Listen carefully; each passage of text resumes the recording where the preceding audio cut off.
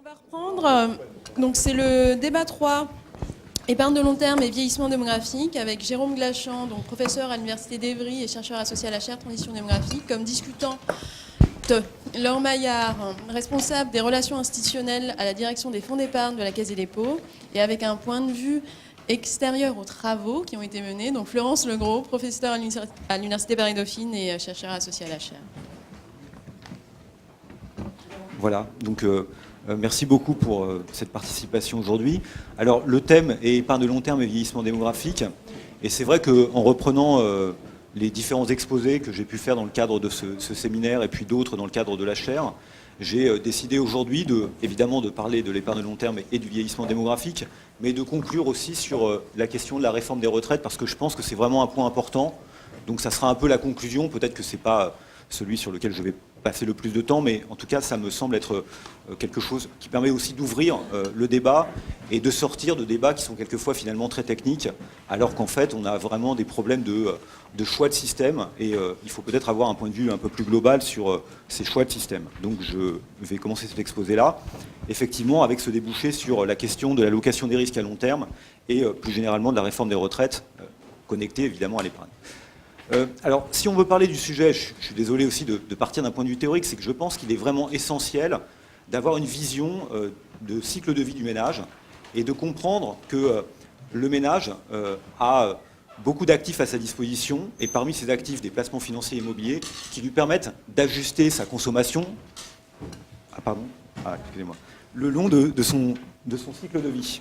Donc, l'objectif du ménage, c'est bien sûr de lisser sa consommation par la gestion d'un portefeuille qui est un portefeuille élargi. Donc dans ce portefeuille, il y a des actifs tangibles, ceux qui sont le comportement d'épargne, donc c'est les placements financiers, les placements immobiliers, enfin ça s'arrête là. Hein. Et puis ensuite, il y a beaucoup d'actifs intangibles dont le poids est en fait beaucoup plus important pour le ménage moyen, mais aussi d'un point de vue macroéconomique. On pense bien sûr au capital humain que les gens accumulent, décumulent le long de leur vie la valeur actualisée des salaires. On pense aussi aux droits accumulés sur l'État-providence, qui sont à des niveaux extrêmement élevés au moment où la personne prend sa retraite, puisque c'est évidemment lié à la distribution de pension-retraite. On peut aussi penser à des éléments comme le capital santé. On voit monter de plus en plus des stratégies d'investissement. Donc je crois que ça, c'est vraiment très important de comprendre que l'épargne n'est qu'une partie, évidemment, de la stratégie d'allocation du ménage, et que le ménage a aussi d'autres leviers, alors c'est plutôt des leviers subis d'ailleurs, pour éventuellement modifier sa consommation le long de son cycle de vie. Il faut aussi prendre en compte le fait qu'il y a évidemment une stratégie d'accumulation de la part du ménage. Hein. Donc le ménage, on peut penser qu'il cherche à accumuler un patrimoine pour ensuite pouvoir continuer à maintenir sa consommation lors de sa phase de retraite, où il n'a plus de revenus du travail. Mais il y a aussi une stratégie qui est essentielle, qui est celle de couverture des risques. Donc là aussi, le ménage, il est un investisseur de long terme, avec une stratégie de couverture de ces risques, et une stratégie d'accumulation.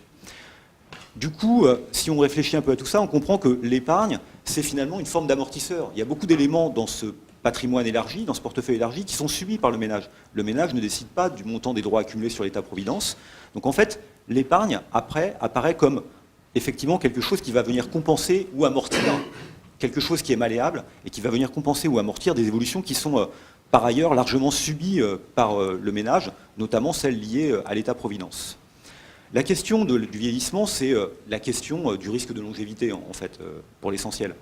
Le vieillissement, il expose ce portefeuille élargi à un risque de longévité important. Alors, le risque de longévité, ce n'est pas le fait que les gens vivent plus vieux, c'est le fait que l'on constate qu'il y a une évolution non anticipée de l'espérance de vie, et qu'en fait, il y a des surprises sur ces espérances de vie.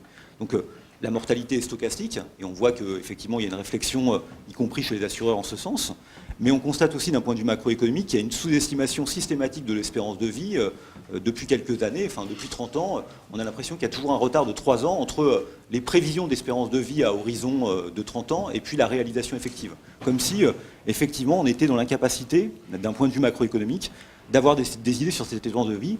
Donc on voit bien qu'il y a ce risque de longévité qui va venir peser d'un point de vue également macroéconomique.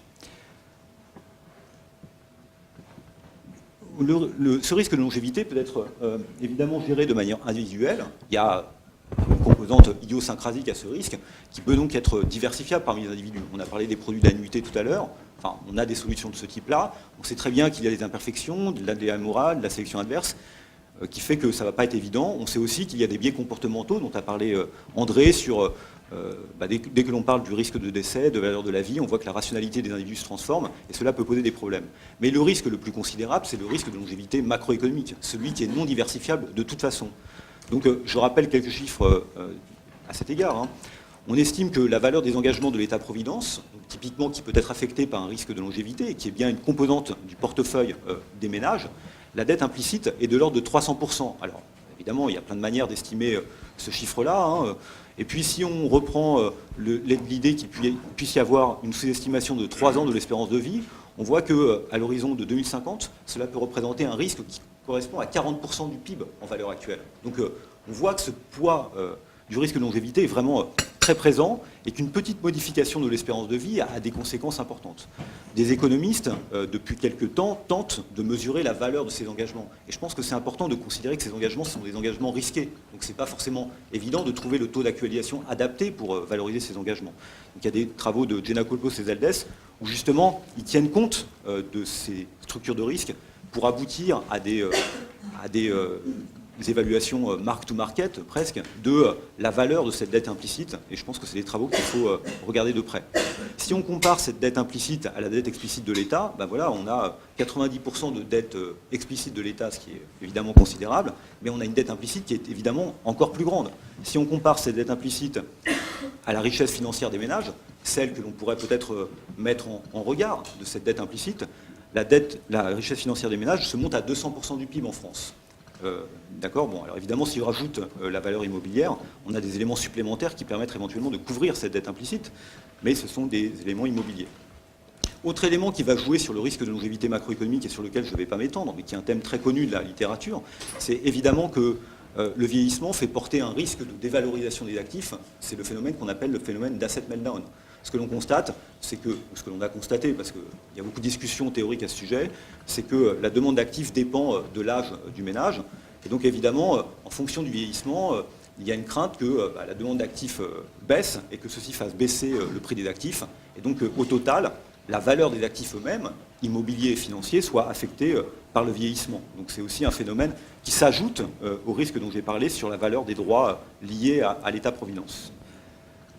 Alors, si, de la même manière, parce que j'ai commencé à attaquer de manière assez théorique, si on réfléchit un peu à ce portefeuille élargi, j'ai dit finalement, ce qui est important, c'est de réfléchir sur le fait que le ménage, sur son cycle de vie, n'accumule pas simplement des actifs financiers immobiliers, mais aussi à d'autres composantes qui sont plus contraintes.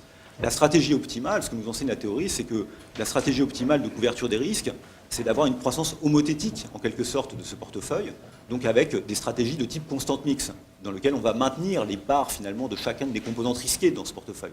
Donc c'est ce schéma-là qu'on doit avoir en tête quand on réfléchit à la stratégie financière des ménages. La stratégie financière des ménages et immobilière, dans un cadre théorique, voilà, un cadre très théorique, elle devrait avoir comme objectif d'essayer de maintenir les parts de chacune des composantes de l'actif pour pouvoir avoir une exposition au risque qui soit le plus diversifiée possible parmi ces parts. Donc ça signifie évidemment que si la part typiquement liée à la dette implicite de l'État augmente, si elle devient plus risquée, il va y avoir évidemment des compensations et des stratégies de couverture des risques de la part des ménages.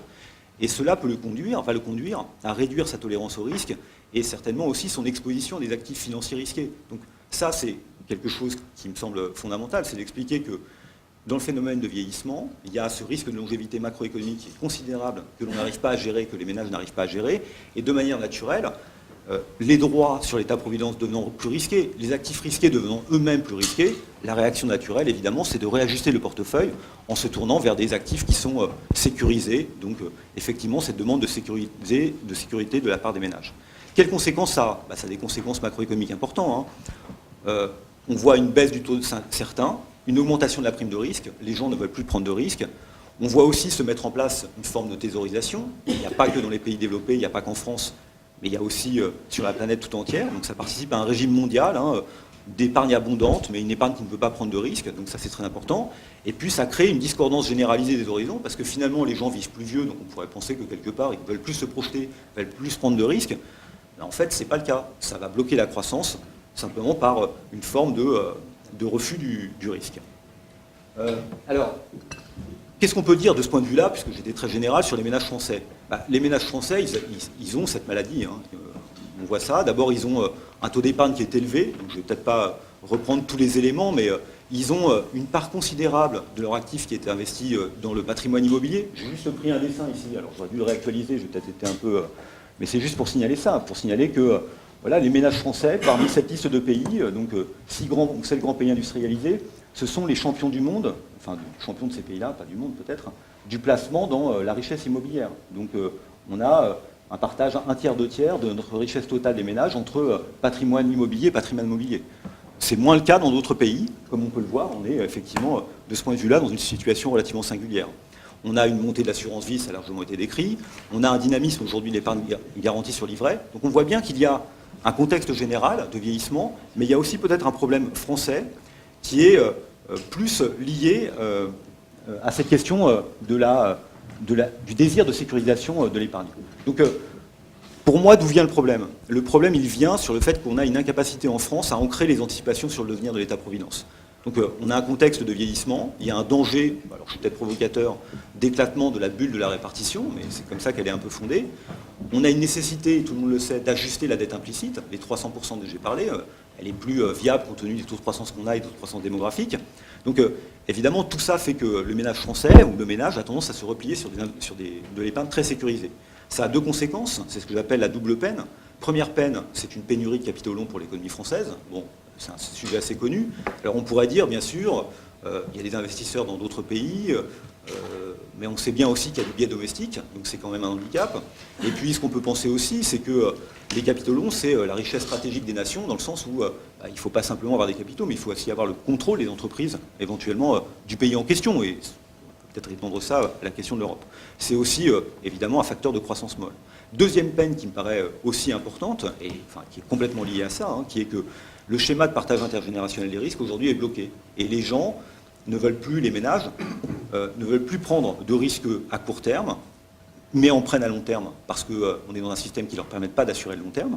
Donc on voit bien qu'on a une forme de glissement, finalement, d'un système qui est un système de répartition qui doit fonctionner sur un système de prestations définies, mais qui devient de plus en plus un système de cotisation définie. Donc le système de répartition tel qu'il est ne nous permet pas d'échapper, à l'instar de ce qui peut se passer dans les pays anglo-saxons, dans des pays qui ont vraiment été vers la capitalisation, ne nous permet pas d'échapper finalement à ce glissement de la prestation définie vers la cotisation définie. Donc ça, c'est vraiment très important parce que c'est le facteur qui vient bloquer. Donc évidemment, je terminerai en expliquant comment en sortir. Comment en sortir? Il faut s'attaquer effectivement à l'actif qui représente 200 ou 300% du patrimoine des ménages, et beaucoup plus au moment où ils prennent leur retraite, puisque c'est le moment où cette composante du patrimoine est la plus importante. Il faut redéfinir l'actif retraite. Quand je dis l'actif retraite, c'est le droit à la retraite, parce que c'est cet actif qui forme un socle et qui permet, en tant que boussole, d'orienter le choix des ménages en matière d'épargne. Donc je pense que ça, c'est vraiment quelque chose qui est absolument essentiel. On peut toujours discuter de plein de mesures techniques à prendre sur la réorientation de l'assurance vie, etc. Mais au-delà de ça, je crois que c'est indispensable de casser quelque chose. Ce phénomène existe depuis longtemps. Il y a quelque chose à faire qui doit vraiment tenir à des réformes qui sont des réformes structurelles. Donc le principe, c'est gérer les risques macroéconomiques, les reconnaître, et donc parmi ceux-là, le risque de longévité. Donc c'est reconnaître l'existence de ces risques, ne pas les nier, et puis les signaler aux ménages, ce que l'on ne fait pas entièrement, les réduire par diversification, parmi les économies, sans l'illusion de les faire disparaître, ne pas se nourrir de l'illusion du prestation définie pour tout le monde, et puis les répartir parmi les générations. Il y a 3 dosages à combiner pour ça, l'équilibre entre répartition et capitalisation, la question ensuite de la liberté individuelle ou des contraintes collectives, quel degré de liberté pour chacun, et puis la question de prestation définie contre cotisation définie, le niveau de sécurité que l'on veut mettre dans le système. Moi, ce qui me semble important, c'est de réfléchir en termes d'hybridation de ces différentes composantes. Je ne crois pas que l'on puisse faire reposer un système de retraite que sur une de ces catégories. Il faut nécessairement aller vers une forme d'hybridation, et on constate que sur le premier et le second pilier, ce n'est pas ce qu'on fait en France, évidemment, mais moi je pense que c'est ce qu'il faut faire. Il y a 3 ingrédients pour ça. Il y a d'abord évoluer vers un système par points pour la répartition qui permettrait de signaler les risques et de faire en sorte que les gens puissent les gérer. Il y a le fait d'introduire une dose substantielle de capitalisation avec des mécanismes collectifs et semi-contraints d'épargne, donc réfléchir à des fonds de pension collectifs obligatoires ou quasi obligatoires, on peut un peu détailler tout ça. Et puis il faut un cadre prudentiel et réglementaire qui articule ces deux choses-là, d'accord ? Donc qui fasse que dans le système par points, on ait une logique qui soit une logique actuarielle, et qui fasse que dans le système de capitalisation, on ait une logique aussi de prudent man rule, ou de garantie prudentielle, mais en même temps qui ne pose pas forcément de contraintes sur la manière dont ces fonds d'épargne sont investis. Et c'est en ayant cette stratégie d'hybridation que l'on peut effectivement débloquer la situation. Donc je donne juste un exemple, parce que je crois que j'ai déjà presque... Mon temps est presque achevé. Hein. Si on réfléchit par exemple à la répartition entre accumulation et répartition, il est clair que la question actuelle, c'est le niveau d'exposition des ménages à la dette implicite de l'État-providence, donc 200% plus le risque de longévité dont j'ai parlé, et ça c'est évidemment très très bloquant pour les ménages. Pour cela, si on veut réduire cette exposition, il faut transformer une partie de ces dettes implicites peut-être en une dette explicite, donc en des titres publics investis, achetés par des fonds de pension. Ça permet de diversifier les risques au niveau macroéconomique entre les pays de la zone euro, donc voilà, peut-être améliorer les choses. Ça permet peut-être de redonner de la profondeur aussi à certains marchés, notamment de dette souveraine. Sur les marchés financiers, ça peut avoir un impact considérable. J'ai parlé de la dette souveraine. On voit bien que les investisseurs traditionnels, les banques, se retirent du marché de la dette souveraine parce qu'ils sont contraints par la réglementation prudentielle. Ça veut dire qu'il faut les remplacer par autre chose à un moment ou à un autre. Donc il y a quelque chose à faire à cet endroit-là. Ça permet de faire apparaître une nouvelle classe d'investisseurs de long terme, thème sur lequel la Caisse est très intéressée évidemment. Ça renforce la profondeur des marchés financiers. Ça permet d'avoir une réflexion en termes d'innovation aussi sur les produits de financement à long terme, sur le marché obligataire, mais aussi sur le marché des infrastructures et dans d'autres secteurs. Et puis c'est peut-être l'occasion aussi, parce que finalement les Allemands ont une position qui n'est pas si différente de la nôtre, d'avoir des initiatives européennes qui sont conjointes sur ces sujets-là, puisque, encore une fois, quand je parle de diversification internationale des risques macroéconomiques, il y a un aspect ici qui est peut-être un aspect qui se joue au niveau européen. Bon, je n'ai peut-être pas décrit tout ce que j'ai à décrire ensuite, ou j'ai encore un petit peu de temps, non, un tout petit peu. J'ai essayé d'explorer chacune de ces frontières, finalement. J'ai parlé de la frontière entre répartition et capitalisation. Autre frontière, initiative individuelle et contrainte collective. Donc, il y a beaucoup d'arguments en faveur de la réduction du libre arbitre en matière de retraite, et y compris en matière de capitalisation. On peut avoir des formes de capitalisation contrainte, et c'est en ces termes-là que je veux poser le débat. Il y a l'aléa moral, bien sûr. Il y a aussi une forme de paternalisme libéral pour répondre aux biais comportementaux dont je vais parler. Hein. Et puis, il y a aussi une volonté de...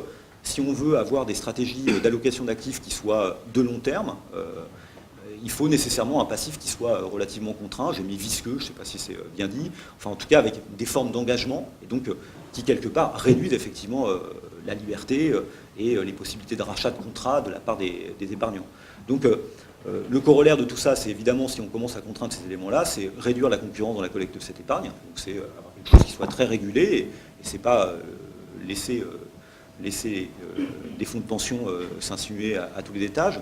Il faut profiter d'économies d'échelle. Il faut faire attention au phénomène de sélection adverse. Donc c'est quelques fonds de pension à ancrage territorial et professionnel qui pourraient réaliser ce genre de choses. Voilà. Pardon. Bon, j'avais un dernier élément fondamental sur la gestion des risques. D'abord, répéter que le droit à la retraite est risqué. Je pense que c'est vraiment, c'est quelque chose qu'il faut dire en permanence. Il y a des risques macroéconomiques qui sont non diversifiables. Et ça veut dire qu'il faut réfléchir à des manières de partager intergénérationnel des risques. Ça veut dire aussi qu'il faut essayer de réfléchir à ce modèle du constant mix dont j'ai parlé, et essayer de s'en approcher d'une manière ou d'une autre.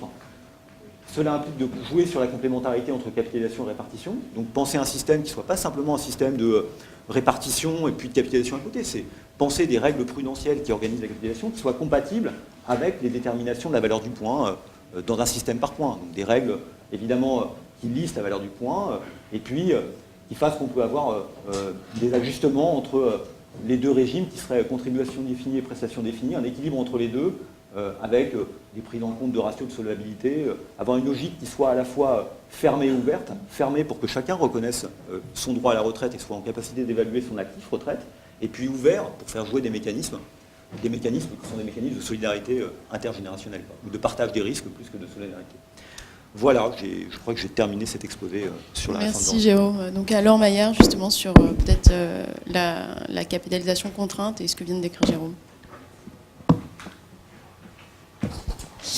Oui, bonjour à tous. Donc je vais réagir au titre des fonds d'épargne, c'est-à-dire gérer une épargne de court terme. Qu'est-ce qu'on observe à l'aune de ce que vous venez de nous dire. Et puis aussi avec ma casquette d'économiste, puisque lorsque ce séminaire a été entamé, j'ai eu l'occasion d'y participer, mais j'ai entre-temps changé de fonction pour devenir responsable des relations institutionnelles. Voilà, je reposerai sur cette double casquette mes réflexions par rapport à ce que vous voulez, ce que vous venez de nous dire, qui est un peu, quand on lit votre texte, finalement, un cri d'alarme, hein, quand même, sur les ménages et le risque qu'ils encourent à ne pas suffisamment être préparés à leur retraite. Alors, je vais réagir en 3 temps avec quelques remarques supplémentaires par rapport à votre constat de départ, hein, sur les motifs qui poussent à l'épargne de précaution. Je vous poserai quelques questions ou je lancerai quelques débats sur les conditions éventuelles du succès de cette retraite par capitalisation, hein, que vous proposez ici. Et enfin, je terminerai par finalement ce que vous soulevez dans votre papier, qui est une réflexion globale sur l'architecture du financement de l'économie en France. Je crois que quand même, on le voit tout au long de votre papier, il y a beaucoup de réflexions qui émanent de là. Alors, sur les nuances, sur le constat de départ, alors le premier, j'ai envie de dire, d'après ce que vous nous dites, c'est que les ménages français sont totalement schizophrènes. Alors pourquoi ? Parce que c'est la crainte, c'est en raison de la faible organisation de la retraite et de l'incertitude sur la capacité de l'État à servir les retraites qu'il se dirigerait vers une épargne sans risque. Mais sauf erreur de ma part, pour le moment, l'épargne sans risque reste les obligations d'État. Et du coup, en voulant se protéger contre un risque, il s'y expose doublement. Donc, je ne sais pas si c'est schizophrénie ou manque de prise de conscience, mais en tout cas, si réellement les comportements de placement des ménages vers des produits peu risqués est lié à la faiblesse de l'organisation des systèmes de retraite, on a vraiment un problème et vous avez raison de soulever ce cri d'alarme. Alors, deuxième interrogation, je sais qu'on est un séminaire sur le vieillissement, je ne l'oublie pas, mais je pense que le vieillissement n'est pas responsable de tous les maux, n'est pas le seul responsable de la préférence des ménages pour la liquidité. Quand on regarde le stock d'épargne des ménages, les placements sur la liquidité restent faibles en proportion. D'ailleurs, en Europe, les placements financiers pour la liquidité en France ne sont pas supérieurs à la moyenne de la zone euro. Selon les données d'Eurostat, on a 88% du RDB en France sur des placements liquides contre 108% sur la moyenne de la zone euro. Ce qu'on peut constater quand on regarde les chiffres qu'on a sur le livret A, voilà, petit témoignage, on a eu une nette accélération de la collecte sur le livret A ces dernières années. Alors en 2008, parce qu'on a généralisé le système, donc on savait pas tellement l'impact crise ou banalisation, mais en 2011, on a quand même une preuve supplémentaire que les ménages, s'ils préfèrent la liquidité et les supports d'épargne liquide, c'est bien pour se protéger d'un contexte économique qui est, il faut l'avouer, quand même extrêmement difficile. Voilà, c'est juste une nuance sur le constat de la liquidité vieillissement. Il y a aussi un contexte économique, de crise financière, de défiance envers les actifs risqués, je crois que vous allez en parler ensuite, et puis de défiance un peu plus générale envers le système financier, voire les intermédiaires financiers.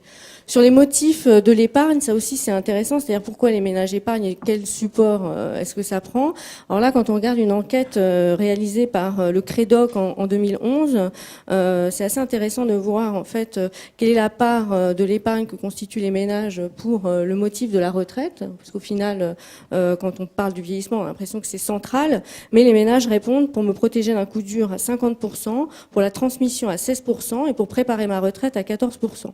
Alors bien sûr, cette statistique évolue avec l'âge. La moyenne donc des réponses des ménages pour préparer la retraite, c'est 14%, mais les ménages qui ont entre 45 et 59 ans répondent à 27% que c'est ce motif de préparation à la retraite, qui les pousse. Quand on a 18-24 ans et qu'on peut épargner, en revanche, le motif de préparation à la retraite est de 5%. Et puis quand on a plus de 60 ans, forcément, on est la retraite c'est demain, donc on s'y est préparé avant. Donc si les ménages épargnent, ça n'est pour préparer leur retraite qu'à 7%. Voilà, en gros sur l'analyse du comportement d'épargne en lien avec la retraite et le vieillissement, ce que je voulais souligner comme question et qui reviendra dans celle que je soulèverai dans la troisième partie, c'est peut-on finalement lutter contre la nature de l'épargnant? Parce que quand on mêle donc vieillissement, conjoncture, crise, question sur les actifs risqués, motif de l'épargne, on se pose la question, est-ce qu'on peut lutter contre l'aversion au risque de l'épargnant et la place du coup des intermédiaires financiers dans cette transformation de l'épargne que vous proposez. Alors ensuite, sur votre proposition, je rebondis essentiellement sur votre proposition de retraite par capitalisation, en faisant deux remarques. La première sur les ressources et la seconde sur l'impact macroéconomique que ça peut engendrer. Alors la retraite par capitalisation, quelles ressources? Alors vous évoquez dans votre papier une certaine contrainte à alimenter cette retraite, un moment, une obligation. Du coup, si elle est généralisée et qu'on passe par l'épargne, une forme d'épargne obligatoire via les entreprises, etc. Quel impact sur les ménages modestes? Parce qu'on sait, selon l'INSEE, que 78% de l'épargne se fait par 20% des ménages. Donc, comment on fait le reste? Si du jour au lendemain, on passe par une épargne obligatoire, ça aura forcément des conséquences sur ces ménages qui n'ont pas la capacité à dégager une épargne. Vous proposez d'ailleurs plutôt vous proposez davantage un système type FRR, donc adossé soit à des ressources naturelles, mais malheureusement on n'a pas encore découvert de pétrole en France, soit à des ressources fiscales. Mais alors là, il faut réouvrir, soit des ressources fiscales, donc là il faut réouvrir le débat sur soit la réallocation d'une ressource fiscale qui est déjà dédiée. On connaît en ce moment, les débats budgétaires ont lieu en ce moment et on sait qu'ils sont très contraints, soit à la création d'un nouvel impôt pour doter ce fonds. Donc l'infrastructure existe, je vois que les chercheurs proposent des pistes de développement pour la Caisse des dépôts, l'infrastructure FRR existe, des réflexions sur son allocation d'actifs sont faites, donc autant l'utiliser bien sûr, mais se pose la question des ressources que je viens de souligner. Et puis la deuxième question qui se pose, c'est celle de l'impact macroéconomique. Ça découle naturellement de ce que je viens de dire, c'est-à-dire si on mobilise de l'épargne obligatoire aujourd'hui pour des ménages, quel impact à court terme dans une conjoncture déjà fragile, d'obliger les ménages à arbitrer en faveur de l'épargne.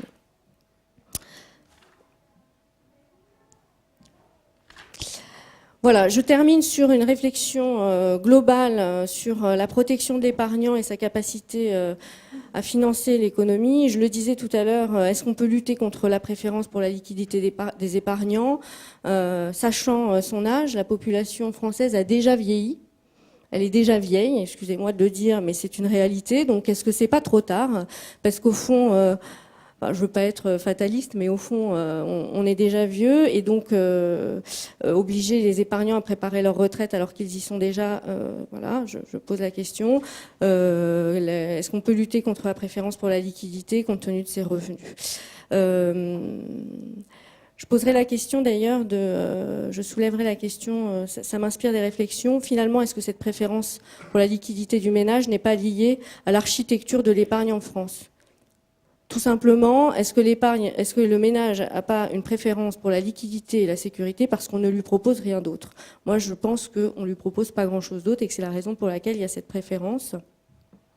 Ça m'inspire d'autres réflexions sur les liens et le rôle des intermédiaires financiers. Est-ce qu'une épargne sécurisée et protégée est nécessairement une épargne qui sert à financer le non risqué et le court terme? Je vous démontrerai l'inverse une autre fois, mais je vous le dis juste qu'avec le livret A, qui est pourtant un dépôt à vue, on arrive à faire des financements à 40 ans et que la partie non centralisée du livret A qui reste aux banques sert à financer les PME. D'ailleurs, il y a une bataille en ce moment des banques qui disent qu'il ne faut pas leur prendre le livret A, sinon elles ne financeront plus les PME. Financer les PME, c'est financer le risque. Donc le débat sur la capacité des intermédiaires financiers à financer le risque peut être également ouvert. Ça pose du coup la question du rôle de l'intermédiaire financier et des décisions des pouvoirs publics, parce qu'au fond, le système de capitalisation que vous proposez, il existe quasiment, c'est les assurances-vie. Alors c'est une retraite par capitalisation qui dit pas son nom en France. L'assurance joue ce rôle, mais elle dit pas que c'est du fonds de pension. Et là, c'est vrai qu'on a des contraintes prudentielles qui s'imposent aux assureurs et qui remettent peut-être en cause la capacité à servir le financement de l'économie et du long terme, puisqu'on sait qu'elles vont pouvoir moins s'orienter sur les actions et plus pour les obligations. D'ailleurs, j'ajoute qu'en ce moment, le marché, la réglementation est très très favorable au financement des États, plus que obligataire, beaucoup plus que pour les actions. Ça pose la question du statut particulier des investisseurs de long terme. Je rebondis là-dessus et c'est effectivement un axe sur lequel la Caisse des dépôts, Isabelle Laudier, sont très engagés pour défendre ce statut particulier qui assure un financement de long terme de l'économie tout en protégeant le ménage. Donc là, c'est un business model qu'il faut pousser pour remplir le double rôle que vous proposez. Et enfin, donc j'ai dit pas assez de support d'épargne pour financer le long terme ou le risque. On nous propose peut-être que la palette n'est pas assez élargie. Question sur le rôle de l'intermédiaire financier et les pouvoirs publics, quels choix font-ils ? Ça, c'est ce que je vois. Et j'ajouterai, pour terminer, le rôle de l'épargnant dans tout ça. D'après une étude de l'OCDE, les Français sont les derniers en termes d'éducation financière. C'est-à-dire, on fait un questionnaire très simple sur les rendements d'un produit. Ils arrivent les 3 derniers avec dans le peloton de queue donc des performances en termes d'éducation financière avec la Malaisie, l'Afrique du Sud et l'Arménie, les premiers étant les Irlandais, suivis des Allemands et des Britanniques. Donc, est-ce que pour financer le long terme, est-ce que pour mesurer le risque qu'ils prennent, puisqu'on a commencé par dire ils sont schizophrènes puisqu'ils vont vers des obligations, alors même que il y a un risque d'éclatement du modèle social, est-ce qu'il n'y a pas aussi un rôle à jouer en matière d'éducation financière des ménages français, c'est-à-dire qu'après l'investisseur avisé, renforcer la capacité de l'épargnant à lui aussi être avisé. Merci. Je pense que Jérôme lui répondra après, mais qu'en attendant, Florence Legros va commenter. Bien, merci. Merci beaucoup. Et donc, comment on fait avec ce truc ? Ça fait quelque chose ? Voilà, formidable. Oui, donc il y avait un petit point d'interrogation à côté d'un point de vue extérieur, mais c'était juste pour taquiner Hélène. Je me demandais extérieur à quoi. Mais bon, je vais essayer de rester, avec un œil extérieur. Ceci étant, justement, l'œil extérieur me dit qu'il doit y avoir de l'ambiance à PSE, parce que, en fait, j'étais en train d'écouter, donc mes 2 voisins de droite expliquaient que les Français manquaient d'éducation financière, et donc j'ai en souvenir une étude assez brillante de Luc Arondel qui lève les yeux au plafond, et dans le fond, et qui montre précisément que les Français ont une éducation financière qui n'a rien à envier à celle des étrangers. Et que, donc, du coup, histoire de rajouter un petit peu de l'ambiance, moi, je me tournerais vers ma voisine et je lui demanderais qui il faut éduquer. Alors, évidemment, BAL 3 est un peu responsable, mais on observe quand même qu'en ce moment, on inonde les gens, effectivement, d'actifs sans risque, des comptes à terme, etc., etc., rien que pour faire du bilanciel. Et que finalement, aujourd'hui, ce qu'on observe, c'est quand même une décrue de l'assurance vie qui, entre parenthèses, n'est pas comme les fonds de pension, est plutôt pas investi en actions. Mais on observe une décrue de l'assurance vie et avec une montée de ces liquidités. Et là, il me semble que c'est plutôt un effet d'offre, c'est-à-dire qu'en fait, on a effectivement des réseaux qui cherchent qu'à gaver les épargnants plutôt qu'un déficit d'éducation financière de la part des épargnants. Ça va, Luc ? Ça va mieux ? Bon. Non, mais, voilà. Sinon, il va pas bien après. Alors, juste, donc, comment couvrir le risque de longévité de manière efficiente ? Donc, c'est un peu le thème que nous a proposé Jérôme. Et donc, en fait, moi, j'ai trouvé qu'il y avait au moins quelque chose d'extrêmement riche, et enfin, il y a beaucoup de choses extrêmement riches et extrêmement intéressantes. Et c'est qu'il réappuie sur le fait qu'il faut prendre en compte l'ensemble des risques. Et ça, c'est vrai que moi, je trouve que souvent, on ne prend pas en compte l'ensemble des risques.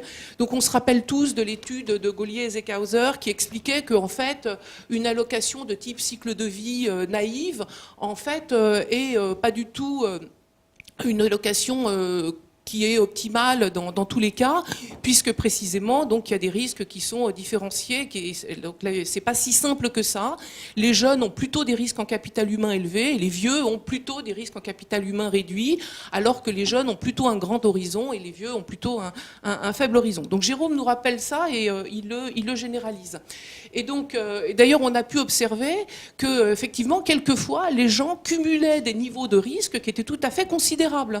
Et donc, ça aussi, ça a été montré par les enquêtes bien faites donc sur l'éducation financière.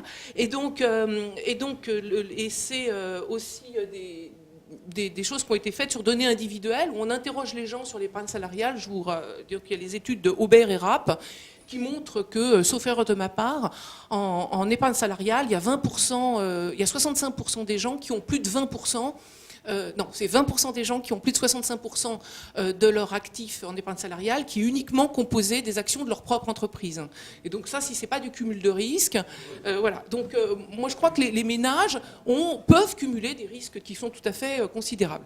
Alors le constat de Jérôme, c'est que néanmoins, effectivement, le vieillissement bouleverse le risque étendu. Et donc, ce qu'il préconise, pour aller vite, je rappelle, mais je vais aller vite, c'est pour la répartition, un régime par points. Alors moi, je me demandais si ton régime est unique, Jérôme. Et alors, je rappelle simplement que, donc, ça fait 10 ans que je radote, donc que dans le système suédois, il y a un zéro pilier qui est un système qui est non contributif et qui regroupe 42% des Suédois. Et donc, ça signifie que, en fait, il y a effectivement des gens, n'en déplaise à tous, qui ne peuvent pas contribuer très longtemps. Et ces gens-là, il faut leur maintenir un socle qui est un socle de solidarité. 42% des personnes dans le système suédois.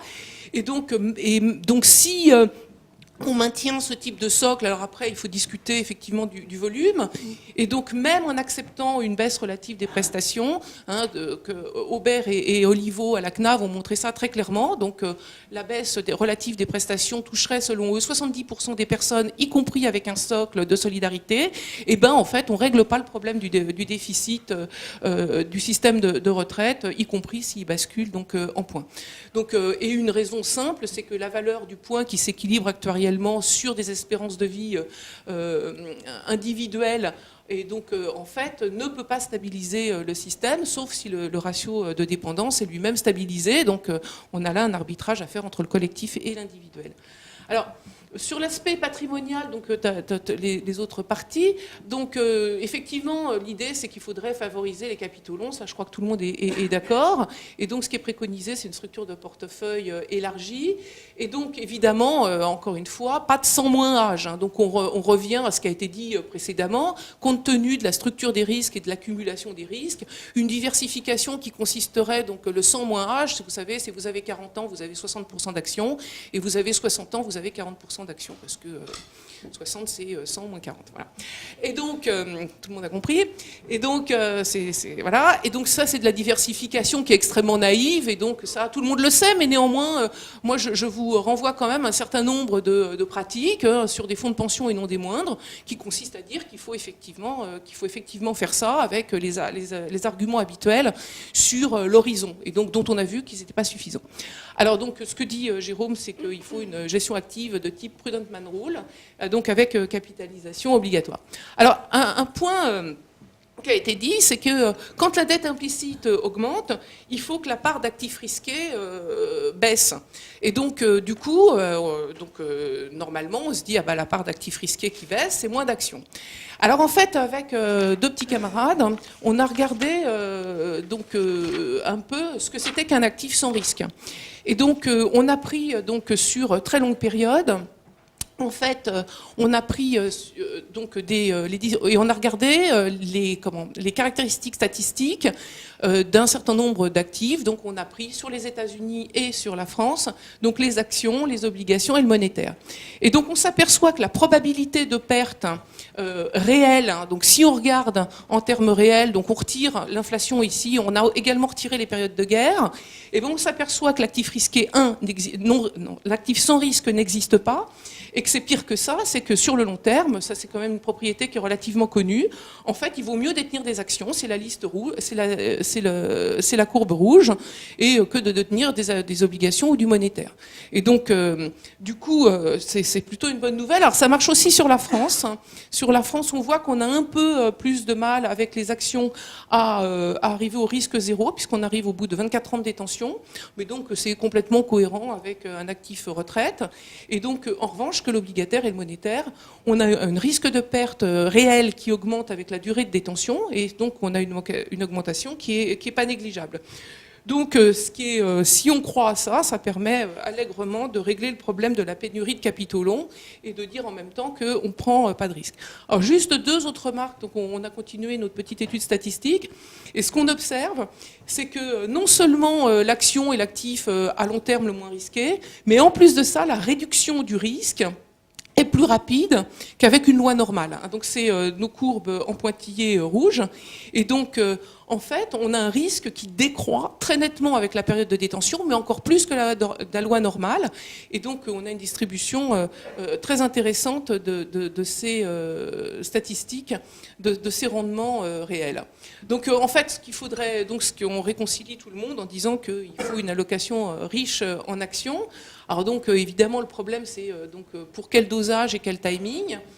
Et donc, l'augmentation... Alors, l'autre question, c'est de revenir à ce que disait Jérôme tout à l'heure, compte tenu de la variation des risques, et c'est-à-dire de la proportion de risques dans la période sous revue, c'est-à-dire qui va en gros de 20 ans à 90 ans. En fait, la question, c'est de savoir comment on dose cette part d'action. Et donc... de toute façon, quoi qu'il en soit, si on procède à une allocation dite de cycle de vie, la part d'action doit évidemment être plus importante que ce qu'on voit aujourd'hui, et même que ce qui est préconisé traditionnellement. Et évidemment, les titres publics, la somme, doivent être beaucoup plus faibles que dans le 100-âge. Donc tout ça plaide en faveur d'un arrêt de la diversification naïve. Et je vous remercie. Merci. On va peut-être laisser Jérôme répondre, parce qu'il y a eu pas mal de questions, et puis après on prendra des questions.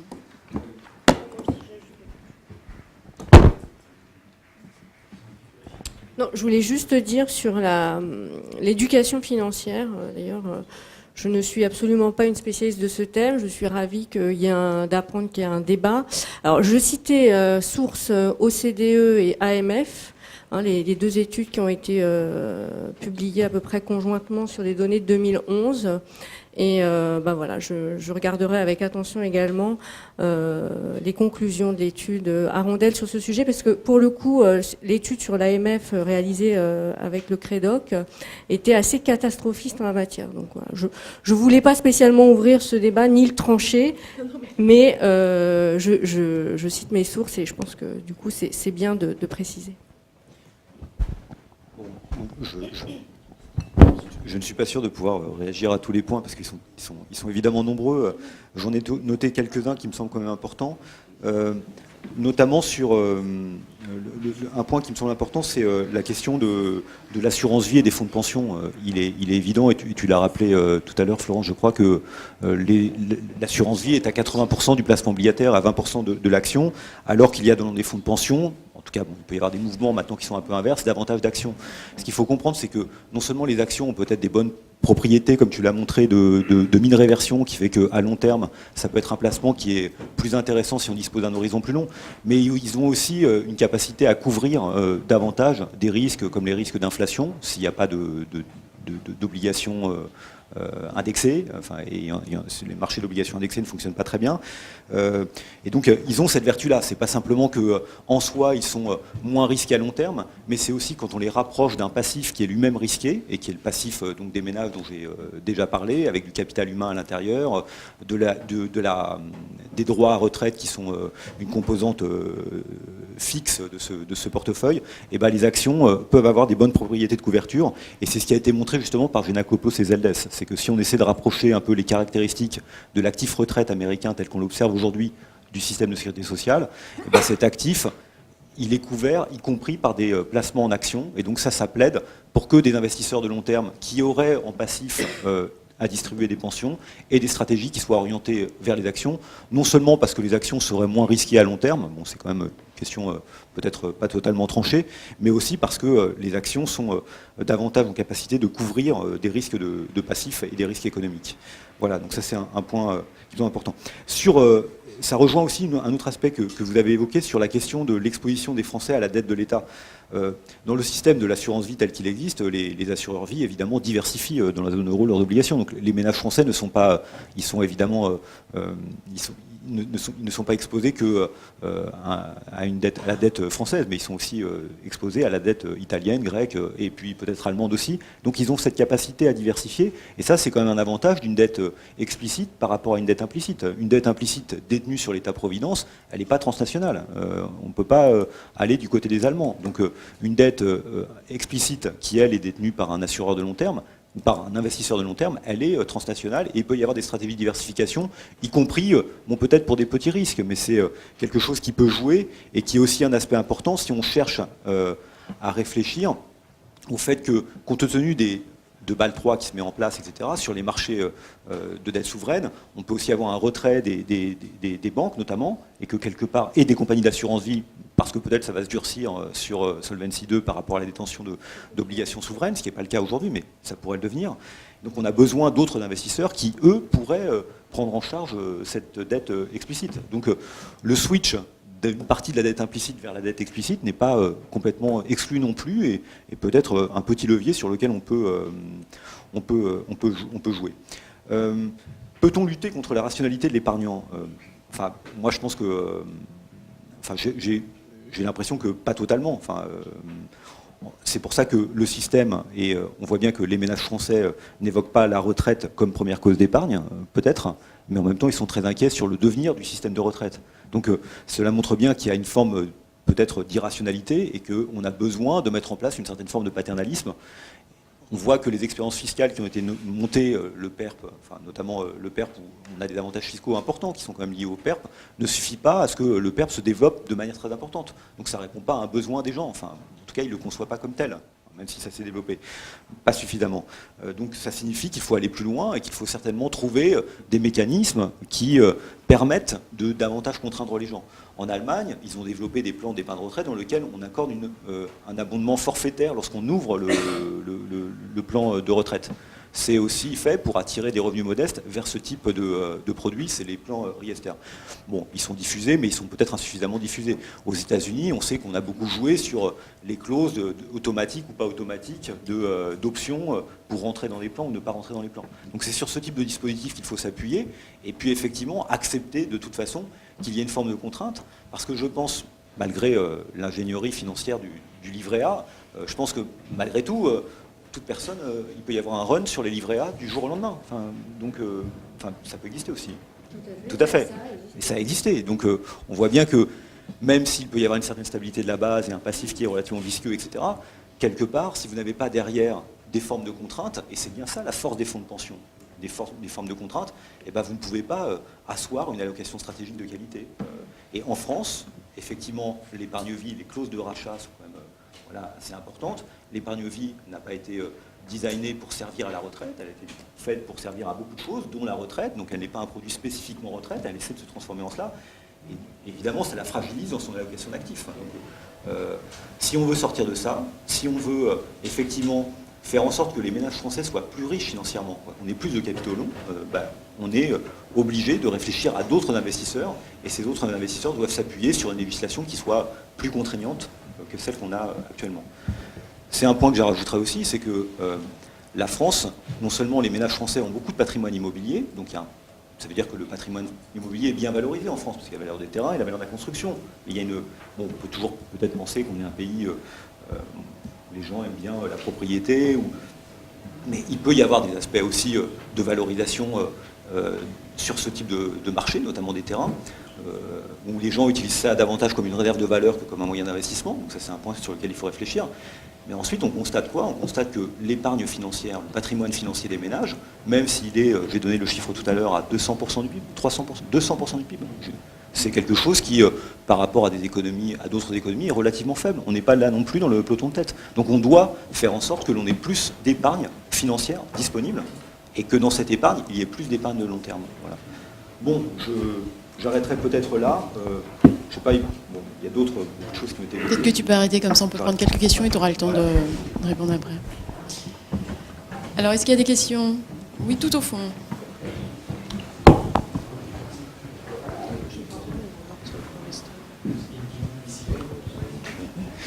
Oui, bonjour. Yann Tempuro, direction des fonds d'épargne. J'avais une petite question relative à votre présentation. Vous avez présenté les résultats sur long terme sur les actions américaines. Est-ce que vous avez reproduit le même genre de travail sur l'économie japonaise? Parce que peut-être que là, ça nous amènerait à poser un point d'interrogation de plus, même si ça ne va pas dans le sens des actions. C'était la première partie de ma question. Et la deuxième partie de ma question, beaucoup plus générale, est-ce qu'il est raisonnable qu'une génération épargne pour acheter des titres d'État, hein? C'est-à-dire que est-ce qu'une génération doit s'endetter à 3% aujourd'hui pour placer à 3%? C'est valable si on est dans le cadre du fonds de réserve et l'État s'endette à 3% et puis utilise ça en tant que levier dans le cadre d'un fonds de réserve pour les retraites ou dans le cadre d'une réorientation de l'épargne comme dans le livret A. Voilà, cette réorientation de l'épargne sur le financement obligataire, moi, me paraît ne pas être forcément porteuse. Voilà. Oui.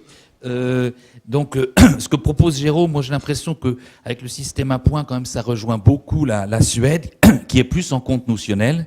Et les partisans des comptes notionnels disent que c'est plus rigide, donc on voit mieux lorsqu'il y a un défaut de taux de remplacement pour les retraites, s'il faut travailler plus, augmenter le taux de cotisation, augmenter la solidarité. Les points, c'est un peu flou. Mais en fait, tout le système qu'il propose est assez du côté suédois. Alors ma deuxième question, c'est plus du côté bon, la droite, les ménages, hein, vraiment du côté des ménages, y compris des ménages qui n'y comprennent pas grand-chose comme moi. Le droit à la retraite est devenu risqué, donc c'est une révolution complète par rapport au contrat salarial et social. Les taux de remplacement vont baisser. Si on le dit vraiment aux ménages, ils vont commencer à s'affoler. Là, il va se passer des choses. Il faut leur dire très vite que c'est plus une assurance comme avant. Et ça va poser des problèmes de transition parce que les jeunes vont pouvoir s'en sortir. Donc je pense que les taux de remplacement allant baisser, il faut quand même passer par une euthanasie des rentiers de l'État-providence auquel je me dirige. C'est-à-dire que la phase de transition est importante et que pour que ça passe bien, il faut générer quand même un peu d'inflation avec des pensions qui ne s'ajustent pas. On ne s'en sortira pas. Ou alors on joue plus sur la contrainte, les gens doivent travailler plus longtemps, etc.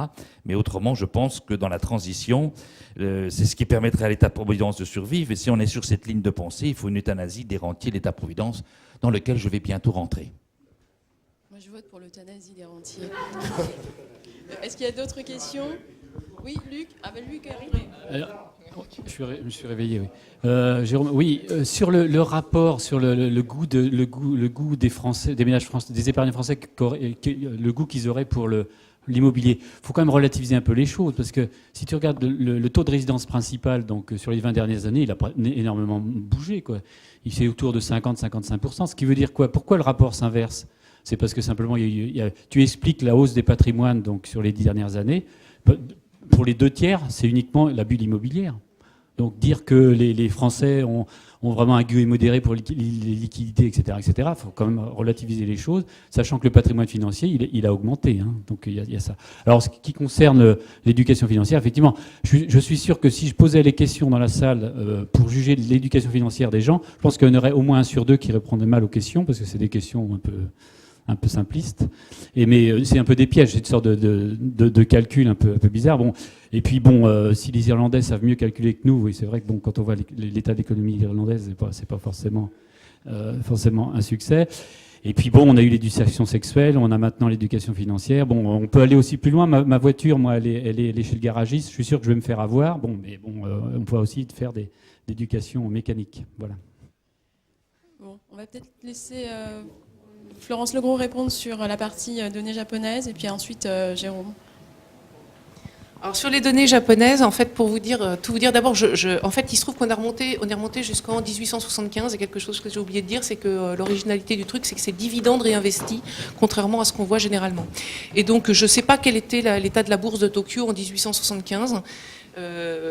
Voilà. Ceci étant, Hélène Tsehan se tient à votre disposition pour vous faire un prix pour une étude sur la bourse de Tokyo depuis 1875. On s'arrangera. Donc voilà. Alors sur juste une question qui n'était pas vraiment qui ne m'était pas vraiment posée, mais qui est une remarque d'André, je trouve, sur la dilution des messages. Et ça, c'est vrai que c'est tout à fait intéressant. En fait, le problème du système de retraite, c'est que c'est quand même très lié à la politique. Je mets personne en cause, mais pendant toutes les campagnes électorales, on entend « nous avons sauvé le système par répartition ». Et donc, on comprend bien pourquoi. Sauf que, évidemment, c'est pas vrai. Et alors, ce qu'on observe, d'ailleurs, il y avait dans la thèse d'Antoine Boziot, en fait, il montre très bien, d'ailleurs, que, en fait, contrairement à ce qu'on peut penser, c'est qu'à chaque fois qu'il y a une réforme et que le taux de remplacement baisse, en fait, le taux d'épargne baisse. Pourquoi ? Parce qu'en fait, on explique tellement aux gens qu'on a sauvé le système de retraite, qu'ils y croient, enfin voilà, ils sont assez naïfs, voilà, pour le coup, et il faut aussi de l'éducation à la retraite et à la politique. Et donc, et du coup, en fait, on voit ça, et donc on voit bien qu'il y a un vrai problème de dilution des messages, et pour le coup, effectivement, mais ça vient du statut du régime de retraite, quoi. Enfin, c'est voilà, c'est qu'il y a un discours politique qui fait que les ménages sont un peu désorientés. Et alors c'est amusant parce qu'on voit donc dans l'étude de Boziot, et on peut la prolonger, on voit le taux d'épargne qui baisse chaque fois qu'il y a une grosse réforme du régime de retraite pendant l'année d'après. Donc moralité, pour relancer la consommation, il suffit d'une réforme par an. Et donc, alors juste, puis après, ça c'était aussi une remarque sur sur la préférence immobilière des Français. Juste pour en revenir au fonds Riester, je voudrais quand même dire un truc, c'est que quand ça a été introduit, en fait, ça n'a pas du tout marché, les fonds Riester. Ça a marché le jour où on a autorisé l'immobilier dans le fonds. Et donc, du coup, ça montre bien que la préférence pour l'immobilier qu'il faut effectivement tempérer, en fait, elle n'est pas uniquement franco-française, quoi. C'est qu'il y a un truc naturel, et donc Riester, ça marche depuis qu'il y a de l'immobilier dedans. Voilà. Et, pardon d'avoir abusé, je passe la parole. Je vais dire, sur la question de Luc à propos de la bulle immobilière, l'idée un peu générale, c'est effectivement de faire remarquer que la bulle immobilière ne tombe pas non plus totalement du ciel, et que quand on a un marché d'actifs dans lequel on a une demande et on a une offre qui ne suit pas, ou qui peut être une pure rente lorsqu'il s'agit de terrain, et donc on voit aussi pourquoi effectivement les prix peuvent augmenter. Cette bulle n'est pas complètement là par hasard, enfin, elle est aussi endogène au système. Donc elle est bien présente dans ces effets dans les effets dont j'ai parlé sur la composition du patrimoine des ménages. Juste passage. Sur la question de André sur l'euthanasie des rentiers, etc. Je pense que c'est important de comprendre que effectivement les mécanismes de répartition tels qu'on les a mis en place, on les a mis en place dans un contexte historique particulier. Aux États-Unis et en France, qui était un contexte de croissance, qui était un contexte aussi de générations qui ont été heurtées et par la guerre, par une crise économique très profonde. Et donc, quelque part, il y avait aussi une forme de justice intergénérationnelle, et c'en est une parfaite illustration, à mettre en place un système de ce type à ce moment-là. Le problème, c'est qu'aujourd'hui, les circonstances macroéconomiques de long terme ne sont plus les mêmes, et on a ce phénomène de vieillissement qui est présent. Donc, je ne crois pas que le système de protection sociale, ce système de partage intergénérationnel des risques, il doit s'adapter aux risques, aux épisodes historiques tels qu'on les voit. Et aujourd'hui, l'épisode historique est très différent. Et ça plaide en faveur d'une rediscussion de ces aspects-là, et peut-être d'un certain rééquilibrage à l'intérieur de ce système. Il ne s'agit pas de dire j'aime beaucoup la capitalisation, j'ai parlé d'une dose de capitalisation, je n'ai pas parlé de faire un système de capitalisation, il s'agit d'instiller de la capitalisation dans une dose substantielle, peut-être à 10 ou 20% du remplacement. C'est de ça dont on parle, hein. C'est pas faire de la capitalisation totale. Donc on doit aussi tenir compte de ça, et peut-être qu'aujourd'hui, effectivement, la bulle de la répartition a tendance un peu à exploser. Il faut aussi en tenir compte, et voir qu'elle peut aussi expliquer des phénomènes sur la bulle immobilière, sur notre incapacité à mobiliser des capitaux longs, sur des difficultés qui ne sont pas simplement présentes en France, mais aussi ailleurs. Sur la question du financement obligataire contre action, non, l'idée, c'est pas de faire des fonds de pension qui vont acheter des titres publics, ou n'acheter que des titres publics. Il est évident que des fonds de pension ont besoin de financement, d'obligations dans leur portefeuille, à hauteur de 60%. Peut-être que c'est encore mieux si ces obligations peuvent être des obligations indexées. Donc on voit bien que quand on parle d'innovation financière, il y a des choses à faire certainement là, mais il y a une partie aussi qui est destinée à du financement en fonds propres, et ce dont on a besoin, c'est bien du financement en fonds propres, ou du financement qui est du financement mi-obligataire, mi-fonds propres, pour financer des infrastructures, dans des partenariats publics-privés, etc. Donc c'est pas tout mettre sur les obligations, évidemment, c'est pas du tout le thème que je voulais mettre en avant. Voilà me semble que je regarderai les autres aspects sur notamment l'immobilier dans les fonds Riester. Merci. Et un déjeuner qui nous attend. Et on reprend à 14h.